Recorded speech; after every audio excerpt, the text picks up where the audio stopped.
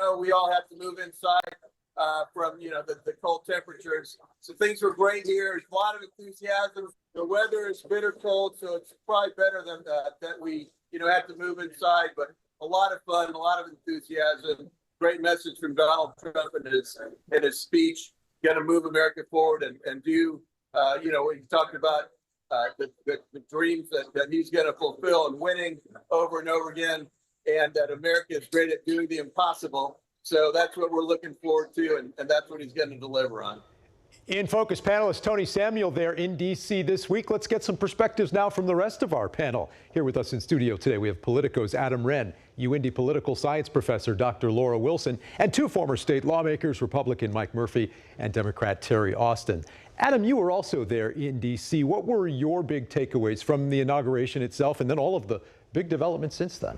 Just how different the feeling was from 2016 when Donald Trump was first inaugurated to now. I mean, you saw the leaders of the most significant worldwide U.S.-based companies be right there in the front row. There's a broad cultural and societal acceptance to a second Trump administration that wasn't there 8 years ago. But still a lot of pushback, too, this week to some of the executive orders. Terry, we're seeing a lot of that reaction this week to a number of these executive orders, including this attempt to end birthright citizenship, which is already being held up in the courts. The state of Indiana also tackling the immigration question and whether or not they can make local governments be part of these enforcement efforts, whether by state law or this new lawsuit from Todd Rokita's office. What direction do you want to see your party take when it comes to these important discussions on immigration and the impact here in Indiana? Well, I think we need to talk about what will be the cost? Whose responsibility is it? You've already seen the FOP, Rick Snyder come out in Indianapolis against it, the chief of police, and to talk about how these things actually are going to impact businesses, because businesses will be impacted.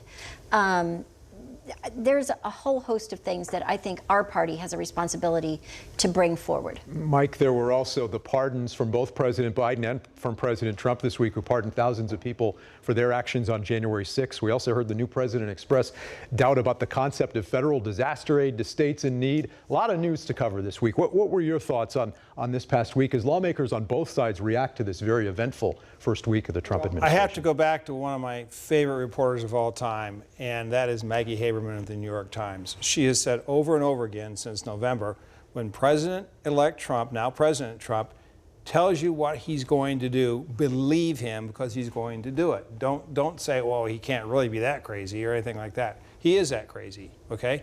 And so with some of the immigration stuff, there's nobody here, I don't think, who disagrees the idea that if somebody from another country comes here and commits a felony, they should go back to where they came from. The question is how do you get it done humanely and constitutionally? I think that's still up in the air. Laura, we saw the clip that went viral this past week of the prayer service with the pastor who called for mercy for immigrants and LGBTQ Americans. And while it remains to be seen whether some of these new executive orders will stand up in court, what's the political message being sent here by the new administration? And what impact might that have on communities and schools and churches across the state and around the country? Sure. Well, obviously very conservative. And just to echo sentiments that Adam said, this felt like a very different inauguration. This feels like a 2.0, if you will, Trump administration term. I think he's not going to have a lot of challenge internally. Right? The Republicans have the Senate and the House. Conservatives control the Supreme Court. So you're going to have comments and pushback. It has to come from outside of those institutions.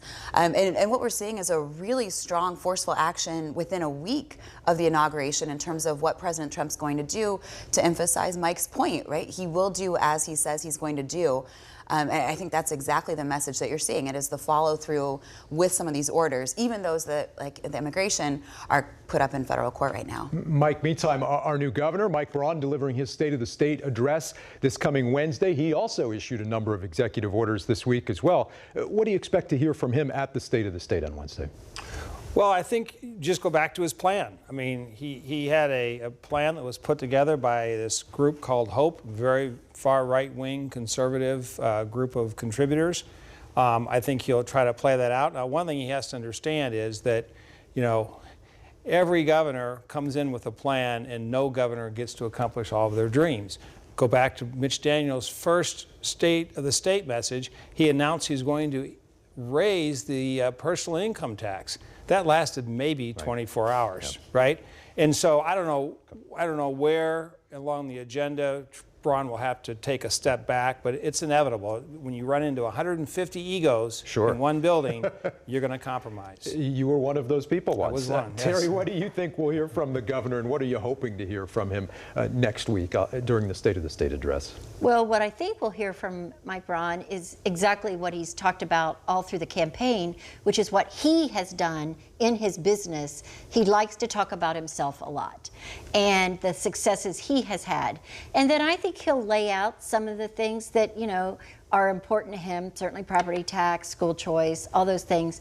But what I hope to hear from him is what he's going to do to raise student achievement, not just choice, what he's going to do to help address the number of young people that are leaving our state, and not just young people anymore, there are a lot of adults, skilled adults. So we'll see what he has to say. Laura, how important is this address for Governor Braun to set the tone here in his first State of the State?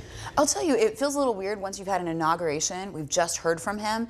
The State of the State obviously is a little different because he's going to really focus on those policy areas. And it's much more how I'm going to do something, what I'm going to focus on. To Mike's point, how does he work with the state legislature? Holcomb had a really acrimonious relationship at times. There's a lot of tension and conflict.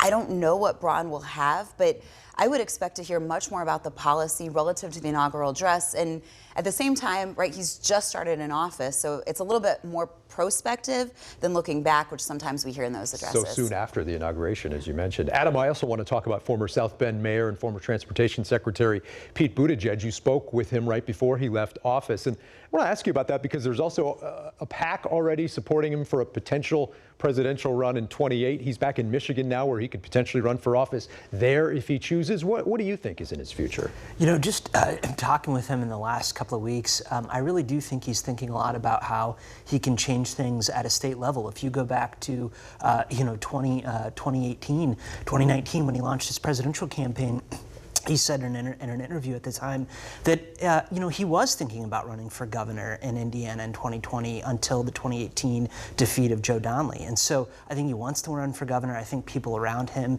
see that it would give him some distance from the Biden cabinet, from the Department of Transportation and some of the rough times that he's had there with Southwest, with the flights, with East Palestine and the train derailment next door in Ohio.